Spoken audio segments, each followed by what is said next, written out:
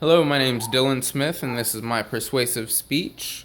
These are my audience members. Say hi. Hi. Hey. Say hello. Mama right here. We got Jenny and Bianca, my wonderful girlfriend. Oh, and we have the Moys. Say hello. Hello. Alrighty, Bianca, we'll get started. Now, most of us have kids. Others of us will likely have children in the future. I can only imagine, as a parent, you want to give your child the best. You want to give them everything that you can give them. Clothes, shelter, food, support, and unconditional love. But what about education? Most individuals these days rely on the public school system. We rely on them. But is it the best? Really, the answer is no. It's not.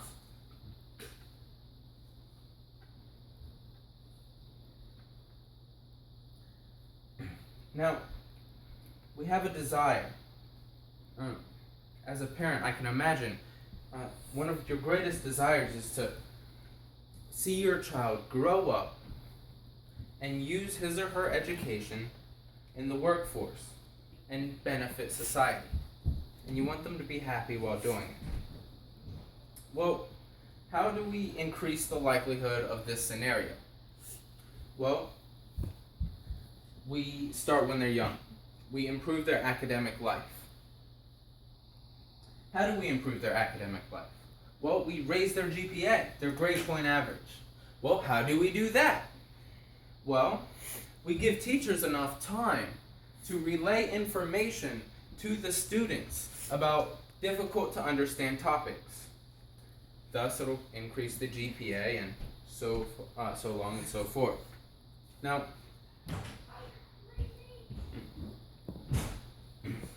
our country, according to the BBC, is ranked 28th in education.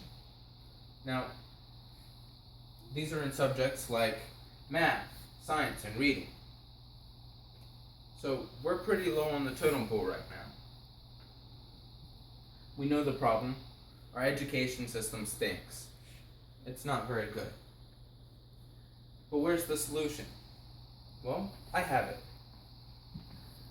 It's a simple thing, and we can start doing something about it now. I propose that we increase the school year, we extend the school year by 45 days. All we have to do is cut their summer break in half. That's it. Instead of 3 months with the learning slide, when they come to school and they don't remember anything from the previous years, this way they only have a month and a half of great vacation and they still remember stuff when they get back. Well, as I've said, we're 28th in the world. Now, there are developing countries ahead of us right now, like Lithuania, Latvia, and Estonia. And in all honesty, I can't find those countries on a map. Why? Because of the public school system. They didn't teach me. So, what can we do about it? We extend the school year. Now, let's just push all the statistics aside and look, just what will just 45 days do? It'll provide the students with more time to learn difficult subjects. In turn, it'll increase their GPA by increasing their test scores. Now, I also want to tell you that also ahead of us are a few powerhouses. 3 countries that have true power in modern day society. Germany, Japan, China. They have power. But what are they doing that we're not? They have a longer school year. Well, of course it can benefit our GPA, just those 45 days. But then some of you might be thinking, hey Dylan, my kid gets burnt out. He needs those extra 45 days in summer. He needs it. And according to Jennifer Brozick, a reporter for the LA Times, she also has stated that. She says that students will become lazy in an extended school year, and their GPA will suffer, their grades will suffer, their test scores will suffer. And I call a big bag of lies on that one. Let's look at Australia, Finland, Singapore, China, South Korea, and Japan. All of them have longer school years than us, and they're ranked ahead of us in the world for their academics. Now, to me, that doesn't sound like their kids are getting burnt out. Now, is this going to have a positive effect on all of our students? Because, I mean, back in high school, we all remember that one student who they kind of struggled in the classroom setting when the teacher was giving a lecture, but when it came to a project or a speech, they excelled and they got the information like that. We can utilize the 45 extra days for non-traditional teaching methods. Things like group projects, labs, and hands-on activities. Now, Dylan, what about my students? They do pretty well in the traditional classroom. I mean, if you're just going to give that for the other kids, those 45 days, then they can do summer early. I mean, my kids can get out for summer early and they can do what they want. Well, no, this is going to benefit all of our students, all of our children. According to the research by Montana University, non-traditional teaching techniques have been proven to increase long-term memory as well as test scores. And what do test scores increase? GPA. Now you may be thinking, well, how do you know which ones are right? Which alternative teaching styles are right? Because some of them are known to fail. I have an answer. It's true that some non-traditional teaching methods fail. We have to do research first. According to Richard Adams, an investigative journalist, he found that quite a few non-traditional teaching methods don't work. One example is the discovery learning. Now, discovery learning is when a teacher expects their students to find the answers or the main issues for a certain subject, and that way they'll remember it if they find it themselves, which is true. I mean, if you discover it for yourself, you will learn more and you'll keep it long term. The problem is, what happens when the majority of the students in the class don't remember or don't find that answer? Well, they fail. And that's not fair. But that's only for some of those alternative styles of teaching. Now, education is important. Our school life plays a major role in every student's growth and maturity. Now, according to the Economic Policy Institute, education has a positive effect on society and our economy. How, Dylan? Well, I'll tell you. We all know that our country is failing at the moment. We're up to our ears in debt. It's hard to get a job, and the federal government has a plethora of inept government bureaucracies. It's just facts. What does this have to do with extending the school year? Well, I'll tell you, hold your horses. Now, my point is that we're failing right now, but we can turn it around. As I said before,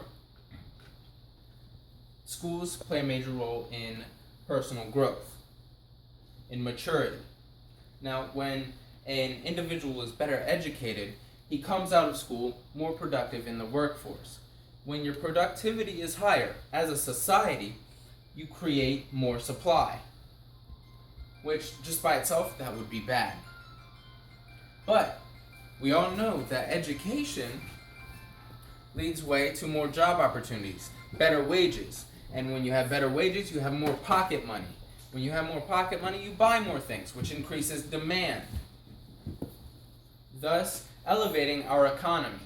Now, you're probably thinking, well, you're talking about all these benefits to our economy and society. What about, how much is that extra 45 days going to cost me? What is it going to do to my life? Well, let me tell you. According to Seattle PI, a news organization, they say that the costs and the increase in our taxes will be moderate if we extend the school year. Now, I wanted to speak to the people in this area because we're rich in military families. We're right by Fort Eustis, Langley Air Force Base, the Coast Guard, and Norfolk Naval Base. Either we have a family member or a friend who has served in the military and served our country, or we ourselves have served our country. Now, what does this have to do with that? Like the extended school years and taxes? Well, a little bit more money isn't anything. We gotta think of it as another service to our country.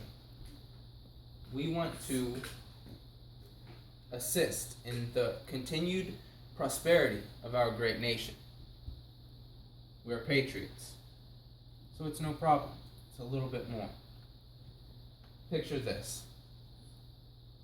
It's 10 years from now. You walk out your house and it snowed really heavily the night before. So common sense tells you that there's going to be a lot of snow on the roads. But you get outside and there's no snow on the roads. Why? The roads are now heated. It's a wonderful invention. The creator of that invention was inspired in high school, took it to college, and developed his new product. So you wave bye to your neighbor, you get in your car, you press the on button, and you tell the car where you want to go. You don't have to steer. It takes you right where you want to go. Now, this new vehicle was created by an engineer who would not have gotten into college without alternative teaching techniques.